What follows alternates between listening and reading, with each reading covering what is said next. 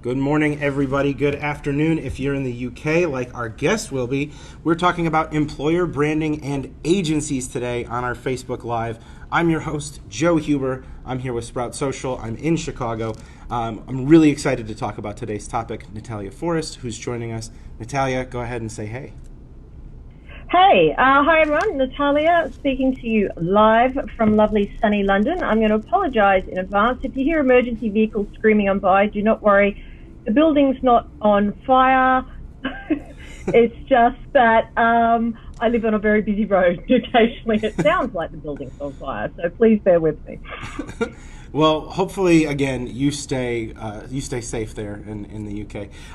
Employer branding is a thing we're going to talk a lot about in today's topic of conversation. So this is something that I'm not super well versed in. So just right off the bat, this is something that I've done a little bit of research and like to try and get so that I can at least have an intelligent conversation here with Natalia. But Natalia, you're going to talk a lot about employer branding. You ready to jump into the questions?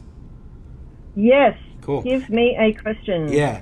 So, actually, before I do, I should do one real quick housekeeping thing. If you have questions, go ahead and let us know on the Facebook Live. Comment on it. I'll be sure to get any questions back over to Natalia. If we don't have any at the end, don't worry, not a big deal. You can always comment later on the video as well, and we'll make sure that we get you an answer as well. All right, let's jump into the questions.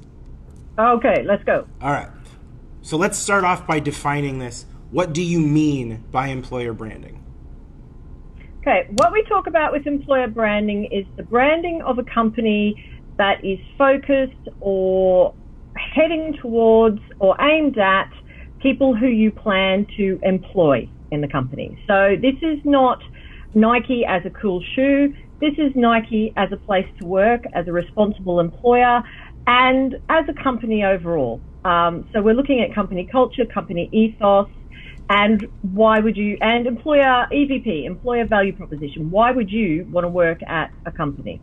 So separate to a company's marketing brand, so to speak. Yeah. And that's obviously it's important that we get a definition out there and it's clear we all know exactly what you're talking about. So let's jump into question number 2 and shed a little more light into the topic itself, which is how do you bake that into your general social strategy? Okay, we find it's really important for 2 reasons. First one is because we work mainly in the recruitment sphere, both with recruitment companies, but more with the recruiting arms or hiring arms, as a lot of US people would say, and HR departments of bigger companies. For example, this week we just signed Accenture as one of our clients, and we're doing their UK-wide social media, but especially from an employer branding point of view. So how we bake it into social media is remembering with all your social media that a lot of it is not just selling your company again as an outward brand, but you are projecting an image to potential employees. So if you ever have advertising jobs, where are people going to find out about you as a company? Because these days everyone will be looking at you, and that'll be your social media. So always having that at the back of your mind, what is the image you are projecting as a company, even when you're sticking up those Shark Week, it is Shark Week, isn't it? Shark Week pictures this week. So it's about forming how are you letting the world know about your company culture, not just as a product or a service, but as a place, as an entity. Yeah. And one of the things you talked about there is kind of this image and this perception. And one of the things I always think back to is the old adage, right? Like where perception is reality. And what you can be the best company on earth for whom to work, but if the people posting reviews, if the people talking about all of that are negative, you have to think about, okay, what are we putting out there, and why are people thinking that this is negative, and then obviously combating that by putting your different brand perceptions out there. Yeah, and the flip side of that is we often find companies that have amazing employee offerings. Like once you're inside the company, whether it be leave, whether it be paternity, maternity, whether it's advancement, training, things like that. But they're not telling anyone about this until they get inside the company.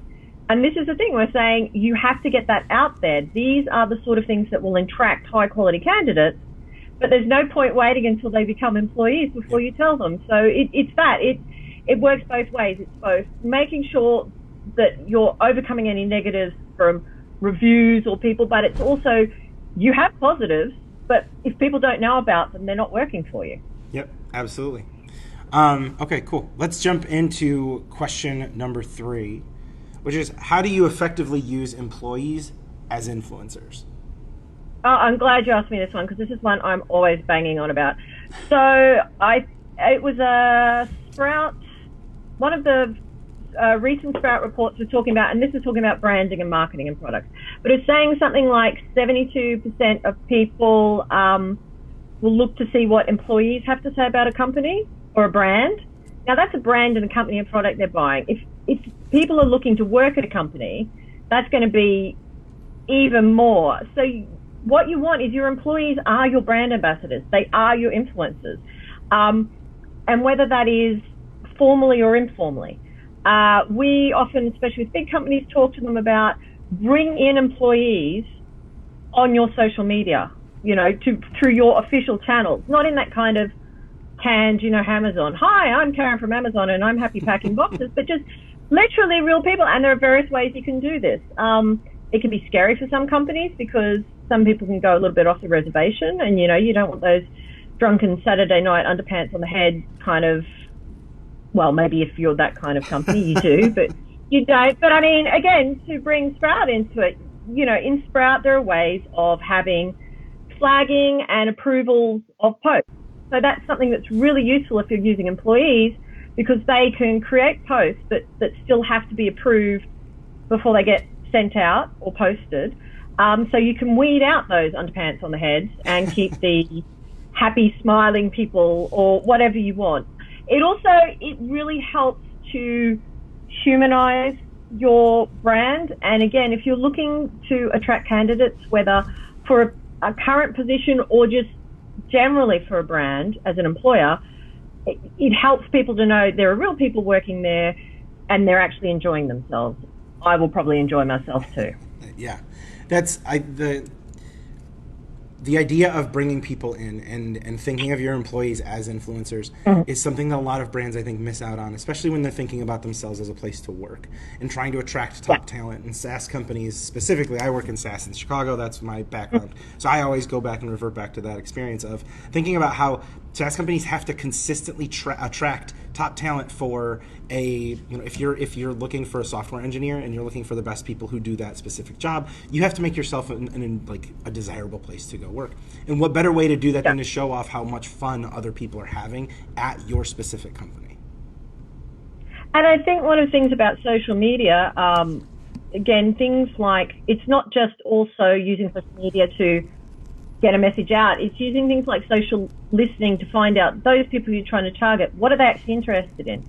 It's the whole, well, it's all really well telling them we've got ping pong tables and bean bags, but maybe that's not the audience you want. Maybe your audience, actually their big things are social justice and environmentalism, and they don't give a flying Fruit Loop about ping pong tables, So social media can work both ways in shaping that employer brand, both getting that message out there, but watching your campaign, seeing how it's successful, and finding the people you're looking for, what are they actually interested in, and giving them what they want to see. Because they won't engage if you're not giving them something they're interested in.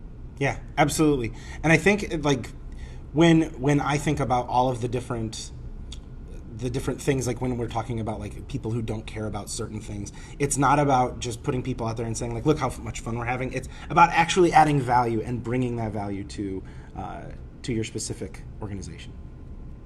Exactly. And again, surveys are showing more and more, and and they're always self-recorded, so whether this is true or whether this is just the right buzzwords to say, but we'll give people a bit of credit and say that this is what they say. Oh, my video's frozen on my side. Oh well, I'll just pretend that I'm fabulous. You're good over here. Okay, good. So is a lot of people, especially millennials as a generation onwards, are saying employer values are really important to them. So what does our employer, are they progressive? Are they forward thinking? What are their environmental or sustainability credentials?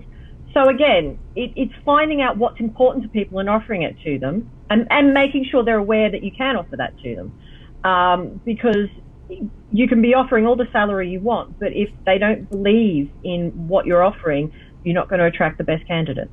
Yep, absolutely. Let's jump into question 4 here. The next one is, what are some differences between deliberate talent acquisition versus general impressions? And just so everyone is just full transparency, Natalia absolutely came up with this question, so thank you very much for your help on that. So if it's boring, it's my fault. Yeah. So deliberate talent acquisition is you have a position or you have a range of positions, or again, graduate hiring is a big one. Like obviously you have a campaign based at when you know you're going to be aiming at a lot of people for a certain intake. So you're really advertising either general positions, specific positions, or really hard on the employer brand. But what we like to do, and this comes back to that question of how do you bake it into your general social media, is you want to be known even to people if they're not coming to you specifically for a job or you're advertising a specific job. So you want people to know in their lizard brains you're a good company or a fun company, you have a good culture. Your so audio that when did they cut out do here. go Hang on looking just for a one job, moment. We just lost your audio. I can't hear you. We right? I'm not sure if you can hear me right now, but we did just lose your audio, Natalia, from Skype. There we go. You're back.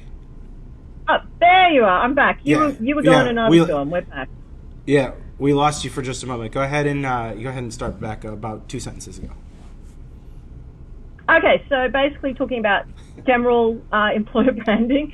So as I said, it's making sure that you're already on people's radars, even if you're not not advertising for specific positions, because you want people, before they even hear that you have a job, to think that you're a good company, a company they want to know. You want to make sure people are aware of your company culture and that they already have a positive idea formed about you before you even want to start targeting them for specific positions.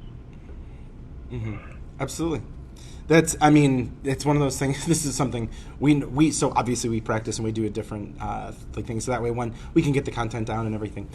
Even though there are going to be technical difficulties like Skype losing our audio, but this is a question that I really didn't have a ton of insight into, and so I just really appreciate you sharing and you helping me kind of get through the understanding so that this can be as valuable as possible for people watching. So thank you very much. All right, let's jump in. But Our last question. To give an example. Yep. I was go just going to say, take, for example, Sprout. I mean, Sprout isn't, their social media is not come and work at Sprout, or this is why it's fun to work at Sprout, but you are giving out a message about your culture, and part of that will mean that if you are looking for people, a lot of the people who you are your audience of potential talent, they've already formed an idea about Sprout, hopefully a positive idea about Sprout. So as soon as you're there, they're like, oh, wow, Sprout's hiring. I know that's somewhere I want to work. So you're already over that first hurdle of educating potential candidates who you are and what you stand for. Yep, absolutely. And that's it's important. It's important to be able to do that. Yeah. All right. Our last question. So far, we haven't had anything come through. No worries if nothing does come through today live. We will also be able to respond back. So if you see this video later, you're watching this maybe a week or a month from now, you're able to come in and ask questions. Just tag Natalia, tag myself. We'll make sure that we get you an answer. Yep. So we've talked a lot about a ton of We've talked about a ton of different stuff, and we've talked about how to build employer branding really into your social, into your general marketing strategies, what it means overall. How do you roll that into your own agency strategy? How can we take all of the things that we've learned and then bring it back to our own agency and then employ it for ourselves? Okay, so we can, for ourselves, that's really a two-parter, because first of it is how do we have it as an employer brand strategy for our own agencies? Because most agencies are looking to grow eventually, whether now or eventually. So part of that is just practicing what you preach. Making sure that your own social media has that in the back of their mind. Are you as an agency building a culture that people know who you are, what you stand for, not just the services you offer clients? Again, it doesn't have to be. It's almost one of those back of the mind sort of things. Just make sure, is this post I'm sending out representing our culture of our company? As something you can use as an agency for whether clients or potential clients, we've found when we're going with proposals, even for, like I said, really big companies like the Big Four, like Accenture, or big media companies, this is something that a lot of them really struggle with. They just haven't thought about employer branding. And it's that whole thing, if you can come with a solution, even just talking about employer branding sometimes blows their mind because they've never thought of this. To them, talent acquisition is writing a job spec and putting it on Twitter, which is not how it works these days. So as an agency, you can really use it as a USP, as in we can help you with employer branding. This is what it is. This is how it works in your social media as part of a social media offering that your agency is putting out there in a proposal. Yeah.